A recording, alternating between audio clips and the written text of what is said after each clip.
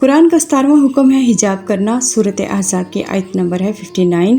اے نبی، اپنی بیٹیوں، بیویوں اور مسلمان عورتوں سے کہہ دو کہ اپنے آپ پر چادر لٹکا لیا کریں۔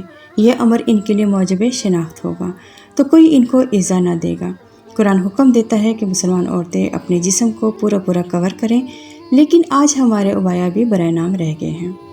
عورت کے جسم کو زینت کہا گیا ہے اور جسم کو چھپانے کا سختی سے حکم ہے۔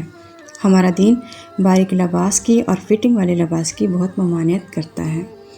پردے کا مطلب ہے زینت چھپانا، یعنی جسم کو پورے طریقے سے چھپانا، اور اگر عبایا یہ کام نہیں کرتی تو اسے عبایا کا کوئی فائدہ نہیں۔ ہمارا عبایا ایسا ہو کہ اتنا ڈھیلا ڈھالا ہو اور سادہ ہونا چاہیے کہ مسلمان عورتیں پہچانی جا سکیں۔ کلمہ پڑھ کر ہم جیسی مرضی زندگی گزاریں تو کیا بخشش ہو جائے گی کہ یہ سراسر غلط فہمی ہے۔ اللہ نے جو ایمان لانے کے بعد دنیا میں رہنے کے قوانین بنائے ہیں ان پر پورا عمل کریں گے تو کامیاب ہوں گے، ورنہ چھوٹی سی فیکٹری کے قوانین پر عمل نہ کیا جائے تو مالک آپ کو فیکٹری سے باہر نکال دے گا۔ کلمہ پڑھنے کا مطلب ہے کہ آپ نے خود کو اللہ کی غلامی میں دے دیا۔ جیسے ایک بچہ اسکول میں ایڈمیشن لیتا ہے لیکن بعد میں بچے کی کارکردگی اور اسکول کے قوانین پر عمل کرنے پر ہی کامیابی ملتی ہے۔ صرف بچے کو اس کے ایڈمیشن لینے پر اسکول اسے کوئی سند نہیں دیتا۔ ایمان والا اور مسلم وہی ہے جس نے کلمہ پڑھنے کے بعد قرآن کے ہر حکم کی پیروی کی، اور حقیقت میں اسی نے قرآن کا حق ادا کیا۔ صرف یہ کہہ دینا کافی نہیں کہ قرآن میری کتاب ہے اور اسے عربی تک محدود رکھا اور قرآن کو نہ سمجھا اور نہ عمل کیا۔ کتاب زندہ لوگوں کے لیے ہدایت ہے اور نصیحت کی کتاب ہے۔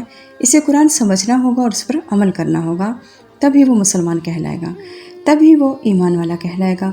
قرآن ہمیں حدوں میں رہنے کا حکم دیتی ہے۔ پیسہ زندگی کی اہم ضرورت ہے، لیکن ضرورت کے لیے فحاشی کا نمونہ بن جانا کہاں کی عقل مندی ہے۔ اگر ہمیں اللہ کے سامنے حاضری پر یقین ہے تو اسے بے حیائی کے کاموں سے بچنا ہوگا اور اللہ کی رضا کو ہمیشہ مقدم رکھنا ہوگا۔ عورت حیا اور پردے دار ہی اچھی لگتی ہے۔ عورت شرم و حیا کا پیکر ہے اور اپنے جسم کو پورے طریقے سے ڈھانپے، جس کا قرآن ہمیں سختی سے حکم دیتا ہے۔ اور قرآن ہم سب کو ہدایت دے اور قرآن کے ہر حکم کی پیروی کرنی ہے۔ آج سے ہمیں قرآن سمجھنا ہوگا اور عمل کرنا ہوگا تاکہ اللہ کی رضا حاصل ہو سکے انشاءاللہ۔